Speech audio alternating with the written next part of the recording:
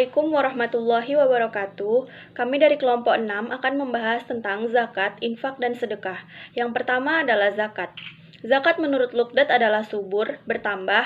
Menurut syara adalah pemberian sesuatu yang wajib diberikan dari sekumpulan harta tertentu menurut sifat-sifat dan ukuran tertentu kepada golongan tertentu yang berhak menerimanya. Zakat adalah hak yang telah ditentukan besarnya yang wajib dikeluarkan pada harta-harta tertentu. Mazhab Maliki mendefinisikannya dengan mengeluarkan sebagian yang khusus dari harta yang khusus pula yang telah mencapai nisab. Zakat menurut mazhab Imam Hambali yaitu harta yang dikeluarkan, harta yang khusus yang dikeluarkan untuk kelompok yang khusus pula, yaitu kelompok 8 yang disyaratkan dalam Al-Quran. Zakat adalah suatu ibadah yang penting. Kerap kali dalam Al-Quran menyebutkan zakat beriringan dengan urusan sholat. Zakat itu wajib untuk semua umat Islam, sama dengan wajib sholat. Allah Subhanahu wa Ta'ala telah mewajibkan zakat atas hamba-hambanya dalam firman Allah, yaitu wa aqimus sholat wa atuz zakat, yang artinya dan dirikanlah sholat dan tunaikanlah zakat. Quran surah Al-Muzammil ayat 20. Tujuan zakat dapat ditinjau dari berbagai aspeknya, diantaranya 1. Hubungan manusia dengan Allah. 2. Hubungan manusia dengan dirinya. 3. Hubungan manusia dengan masyarakat. 4. Hubungan manusia dengan harta benda. Asam zakat dan dasar-dasar hukumnya ada 2, yaitu 1. Menurut garis besarnya, zakat dapat dibagi dalam 2 bagian. Yang pertama ada zakat mal, misalnya yaitu zakat emas, perak, binatang ternak, hasil tumbuh-tumbuhan baik berupa buah-buahan maupun biji-bijian dan harta perniagaan. 2. Itu adalah zakat jiwa. Zakat ini populer di kalangan masyarakat dengan nama zakatul fitri, yaitu zakat yang dikeluarkan oleh setiap muslim di bulan Ramadan sebelum Idul Fitri. Pun 8 orang yang wajib mendapatkan zakat, yaitu ada fakir, miskin, amil, mu'alaf, budak yang dijanjikan kebebasannya, orang yang berutang, fisabilillah, dan ibnu sabil. Infak berasal dari kata anfaqo yang berarti mengeluarkan sesuatu untuk kepentingan sesuatu. Sedangkan menurut terminologi syariat, infak berarti mengeluarkan sebagian harta atau pendapatan ataupun penghasilan untuk suatu kepentingan yang diperintahkan ajaran Islam.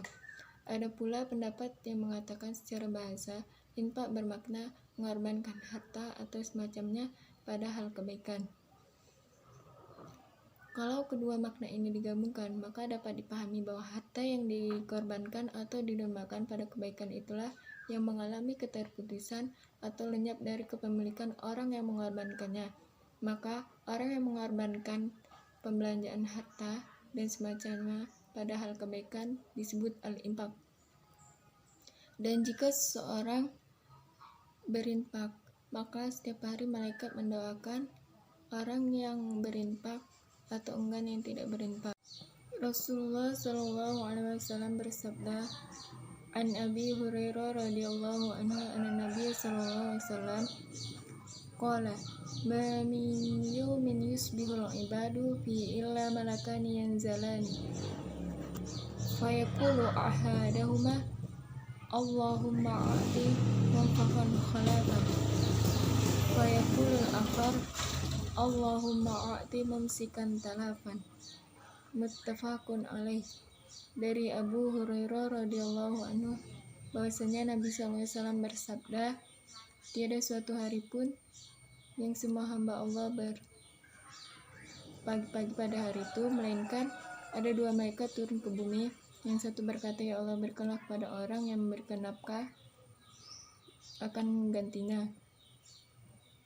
Enggan salah satunya, ya Allah, berikanlah kepada orang yang menahan hartanya dan enggan menafkahkan menjadi habis sama sekali. Muttafaqun alaih. Assalamualaikum warahmatullahi wabarakatuh. Baiklah, saya akan melanjutkan materi yang ketiga, yaitu tentang sedekah. Sedekah berasal dari kata shadaqah yang artinya benar. Orang yang suka bersedekah adalah orang yang benar pengakuan imannya. Sedekah adalah pemberian harta kepada orang-orang kafir, orang-orang yang membutuhkan, atau pihak-pihak lain yang berhak menerima sedekah tanpa disertai imbalan. Sedekah dapat dimaknai dengan satu tindakan yang dilakukan karena membenarkan adanya pahala balasan dari Allah Subhanahu wa Ta'ala. Sedekah tidak hanya berbentuk harta, misalnya seperti senyum, membantu orang lain, dan mendoakan orang lain.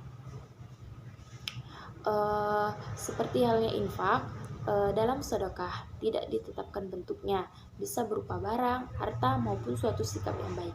Jika ia berupa barang atau harta, maka sedekah tidak ditetapkan waktunya dan jumlahnya. Sedekah adalah jenis kebaikan yang sifatnya lebih luas dari zakat dan infak. Dan sedekah seringkali juga digunakan untuk ungkapan kejujuran seseorang pada agama atau keimanan seseorang. Dari Abu Hurairah radhiyallahu anhu bahwasannya Rasulullah Shallallahu alaihi wasallam bersabda, Bismillahirrahmanirrahim. Al-yadul ulya khairun minal yadis sulh wa bada'a biman ta'ul wa khairus sadaqah makana andakri khinan wa man yasta'fif yu'ifullah wa man yastaghfir yughnihillah, yang artinya tangan di atas itu lebih baik dari tangan di bawah, dan mulailah dengan orang yang menjadi keluargamu, dan sebaik-baiknya sedekah ialah yang diberikan di luar keperluan.